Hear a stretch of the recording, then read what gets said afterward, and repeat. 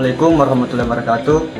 Perkenalkan, nama saya Aidil Adhanheria Bakari dengan NIM A241-24103. Baik, saya di sini akan membuat video kasus korupsi proyek pembangunan jalan di Sumatera Utara senilai 231,8 miliar. Baik, pertama, fakta utama kasus.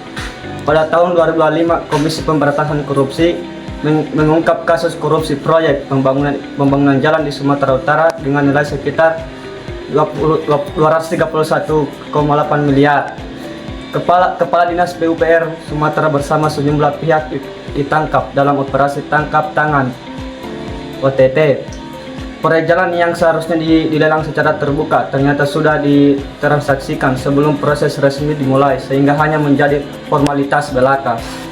Kedua, penyebab terjadinya kasus ini terjadi karena lemahnya sistem pengawasan internal dan eksternal dalam pengelolaan proyek infrastruktur. Kolusi antara pejabat, pemerintah, dan kontraktor menjadi faktor utama, di mana pejabat berperan mengatur pembebasan lelang, sementara kontraktor memberikan imbalan berupa suap. Selain itu, besarnya ini proyek jalan membuat peluang korupsi semakin tinggi bagi proses pencarian karena tidak diawasi dengan ketat. Ketiga, akibat yang ditimbulkan. Korupsi ini mengakibatkan kerugian negara hingga ratusan miliar rupiah. Kualitas jalan yang dibangun pun jauh dari standar sehingga cepat rusak dan tidak dapat dimanfaatkan maksimal oleh masyarakat. Dampaknya, akses transportasi dan distribusi barang menjadi terganggu yang berimbas pada biaya logistik dan perekonomian daerah.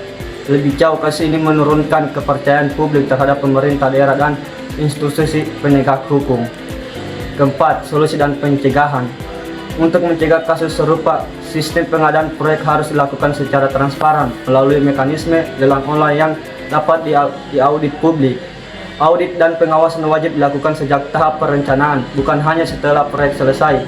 Masyarakat juga perlu dilibatkan dan memantau jalannya pembangunan, terutama di wilayah yang terkena dampak langsung. Selain itu, aparat hukum harus menindak tegas semua pihak yang terlibat dan melakukan pemulihan negara agar dana publik bisa kembali. Itu video dari saya akhiri. Assalamualaikum warahmatullahi wabarakatuh.